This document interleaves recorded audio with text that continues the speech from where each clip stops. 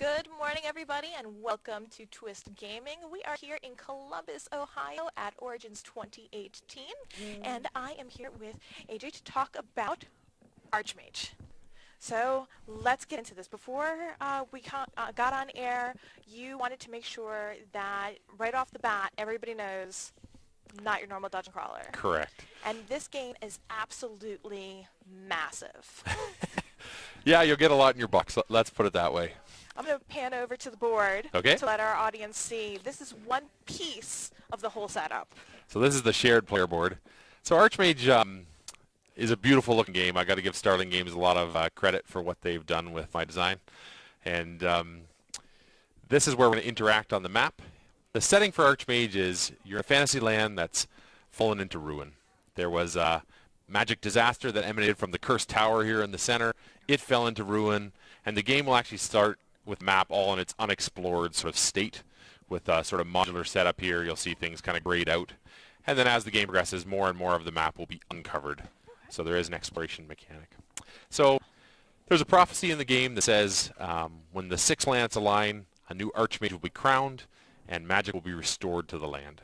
So as a player, we're going to play the role of budding mages that are setting out to learn magic and bring it back to the people. Okay. It is a competitive game, though, not cooperative. So we're looking to see who can be crowned the Archmage first. Correct. All right. So we're doing a lot of the exploration of the territory here, and we have the setup for 4 different teams.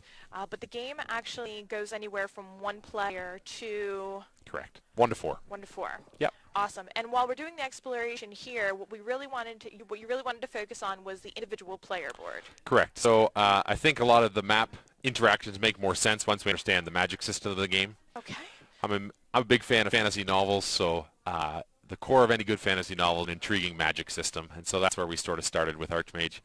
And so what you can see here is your tower board. This represents your home base for your order of mages, and the magic system is sort of emblazoned onto the floor as the 6 interlocking spheres of magic. Okay. So you're going to have 6 different spheres: green, yellow, purple, orange, black, and red, each of which has a specific flavor to it and will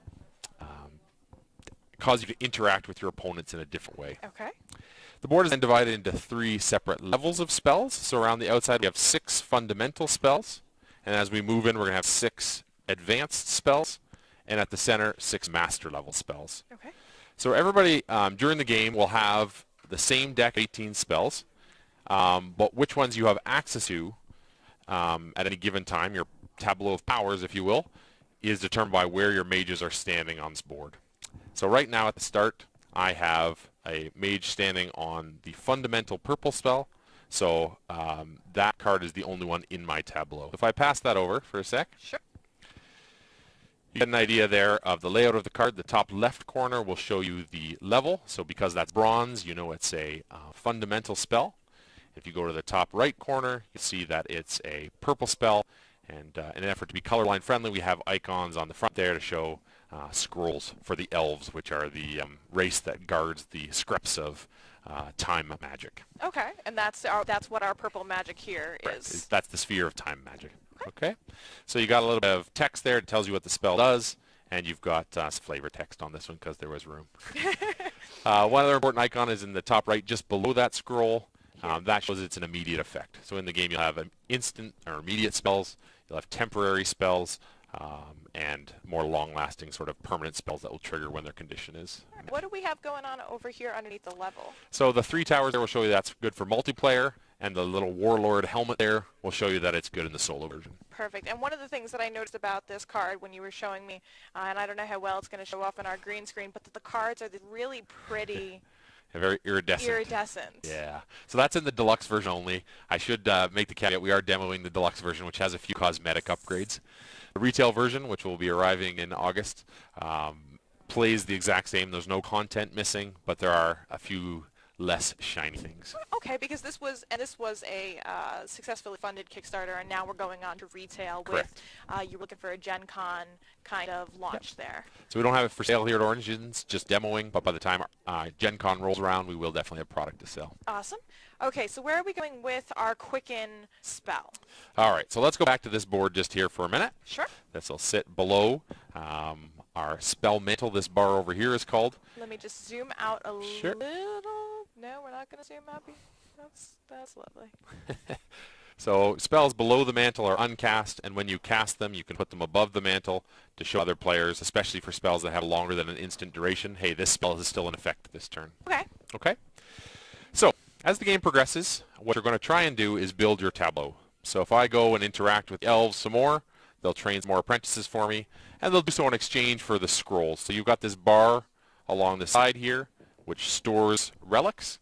For the elves specifically, that's scrolls. And for every 2 scrolls I'm going to give the elves, they'll give me 2 more guys to sit on my tower board. Okay.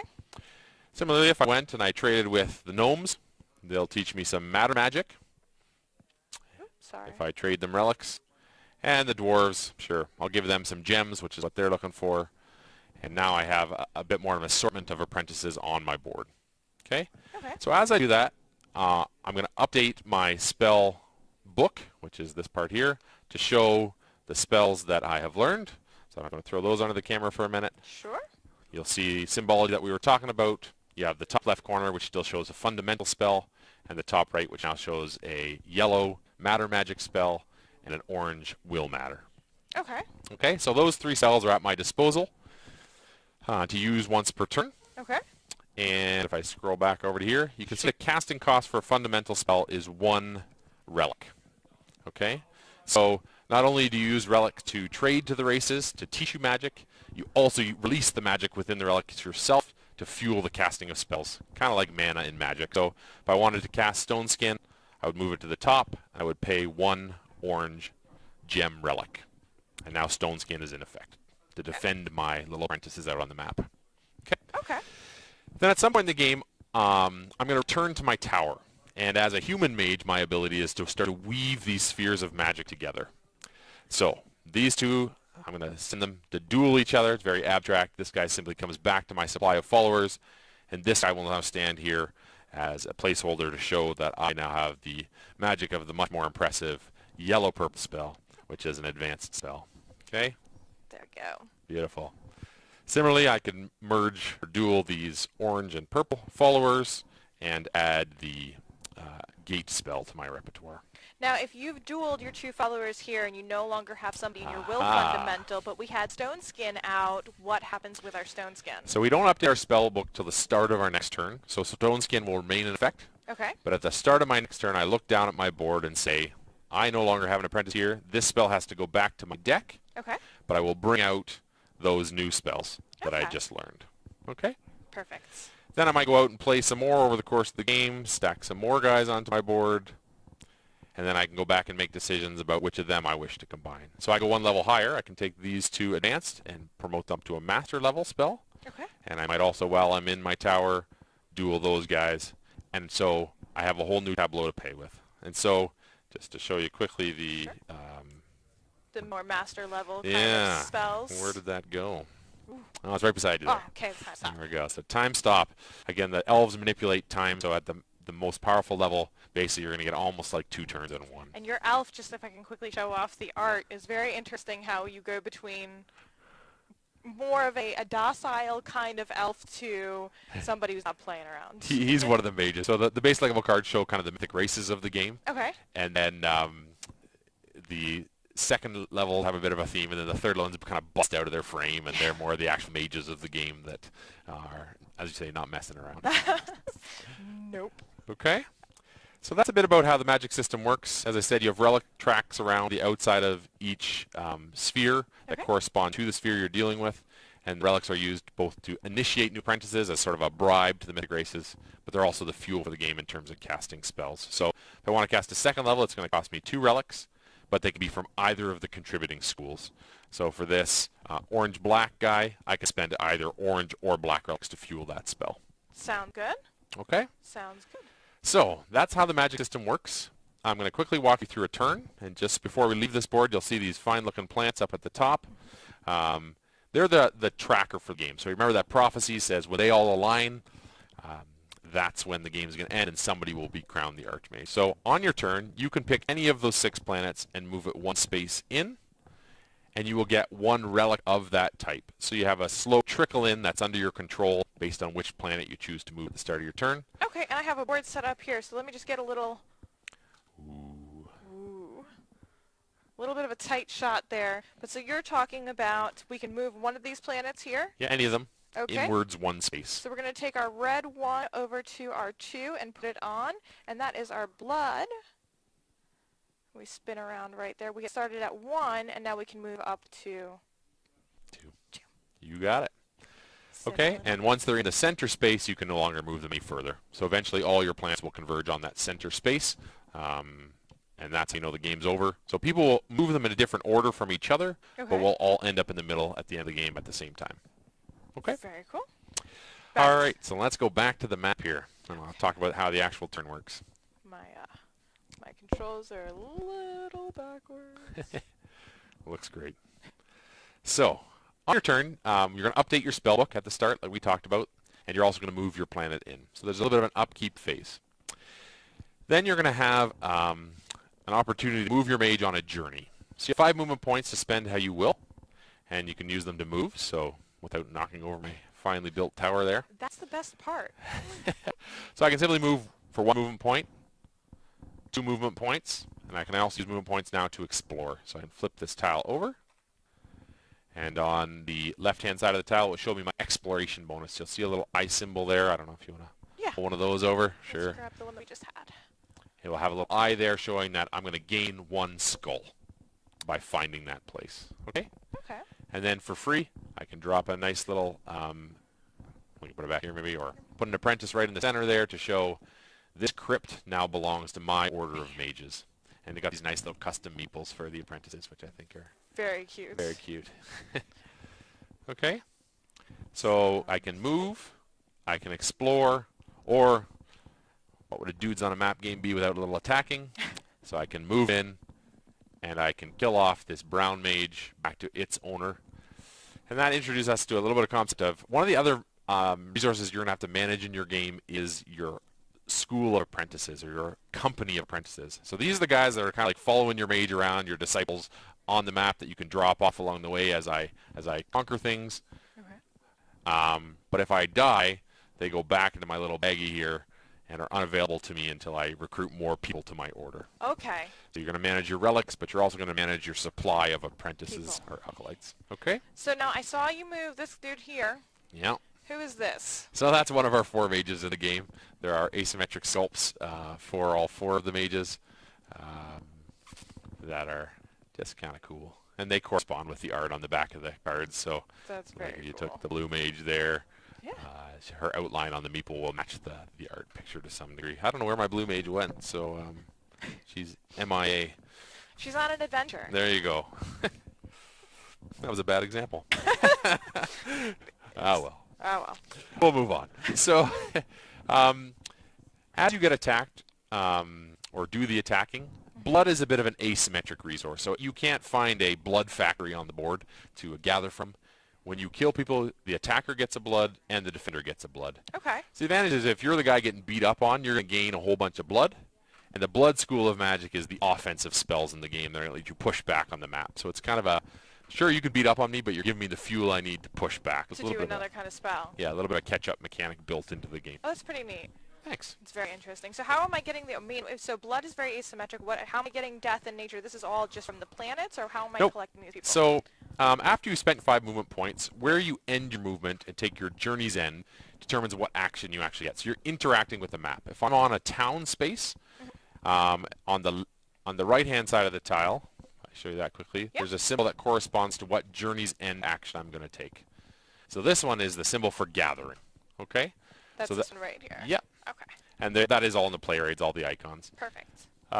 It's going to allow me to gather 1 relic from every location that my order controls. Okay. So if I zoom back out to the map here quickly, if I took my gather action, I'm right now going to get 1, 2, 3 black relics Okay. 1 green relic, 1 yellow relic. Okay? And that's shown clearly at the bottom of the hexes. And again, iconography included. So when I gather from that, just look at the bottom, it's going to send me 1 bones.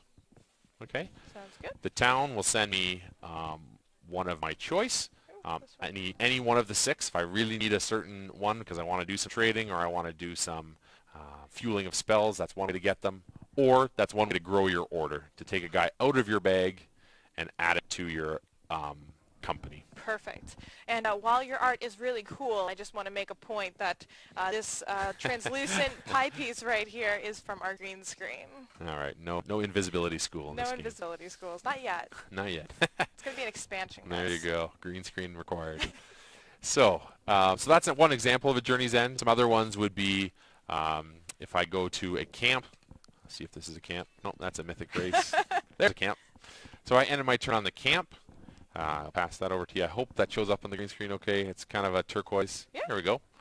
So that one, if you see on the left-hand side, if I explore and find it, I'm going to gain a follower for my company. That's very If cool. I take a journey's end there, I'm going to get 3 followers for my company. And when I take a gather action at town, it's going to send me 1 follower. So the camps are kind of where the mythic or the magical bloodlines have ended up after the disaster. They got forced to the periphery of the realm. Nobody wanted them around after the ending. And so they live on the fringes, but they're quite happy to come participate in your cause. Very cool. Alrighty. And some other options. I mean, if you end on a wilderness hex, you can actually build your tower at one point in the game, so it doesn't start on the board. You can build it where you choose. Or you can use these fine-looking defense wards. So if I own a chunk territory and I end my movement in the center, I can cast a ward of protection. Are those going to show up green screen? No, you're good here. I mean, they're definitely not going in All hand right. cam, unfortunately. So on every adjacent and on my current one that I control. So that just makes it harder for an opposing mage to come in and conquer because now he has to spend a movement point to get rid of that ward before he can attack my follower. Okay.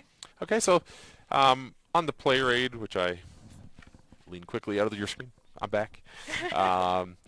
It sort of gives you the 3 phases: your preparation phase, where you're going to update your spellbook, progress the planet; the journey phase, where you have 5 movement points; and then one of 4 options, 5 options, where you end your turn determines which of those actions you get to take.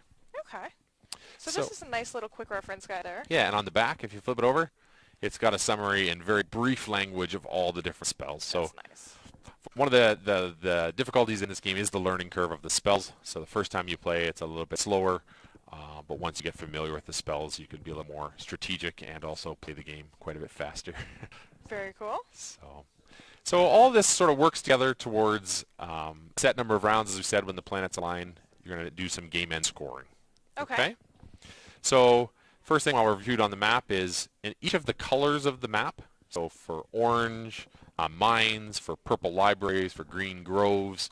Whoever's got the most of those things is going to score 2 points at the end of the game. So it's an area majority scattered across this map. Okay. Okay, but you're not just showing the power of your order. You're actually a mage, right? So you're also going to score points based on your player board. For every fundamental spell, 1 point. For every advanced spell, 2 points. And for every master level spell, 4 points. Okay. So there's multiple ways to kind of win in this game. I mean, obviously there's a focus, but it's not all in one area. Correct.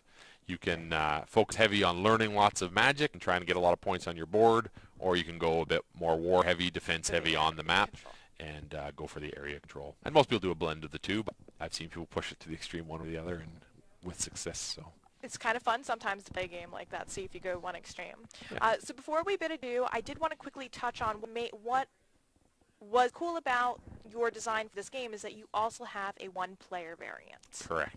So what briefly is different that makes this a one-player kind of game? Okay, so the map is set up as 2 concentric circles, and there's a nice little Worm Lord meeple that's included. He's got a little horned helmet, which corresponds kind of the icon of the icon in the top left that shows you solo player. Right. And so your goal in the solo player is to gain a certain number of spells before the timer runs out, and he basically travels out and travels in concentric rings in different directions determined by a dice roll. Okay. And causes havoc. So he's not going to cast spells at you, but he's going to interfere with your holdings and fortify up so you have a hard time getting them back. So he's an automated sort of But you can still use most of the spells from the base game. You'll substitute out a few that are more player interaction type spells for warlord interaction type spells. But the flavor of the game is actually very similar. It's just get to this point by a certain timer kind of Gotcha. objective. Gotcha. Well, that was very cool. Thank you so much. You know, Archmage it's a Euro game, so there's a lot, and I think that you have done an excellent job of really giving us a great overview of the game, and it looks like a lot of fun to play. Great, thanks. I appreciate you taking the time very much. My pleasure. And if our followers are interested in learning more about the game and getting more news as we come to the retail release date, where can they learn about what's going on? So where I'm most active is on the Facebook page, which is simply facebook.com/ArchmageBoardGame. Okay. Or Starling.Games is the company website that you can find more information and look at some pretty pictures about the game. Awesome. Thank you so much. My pleasure.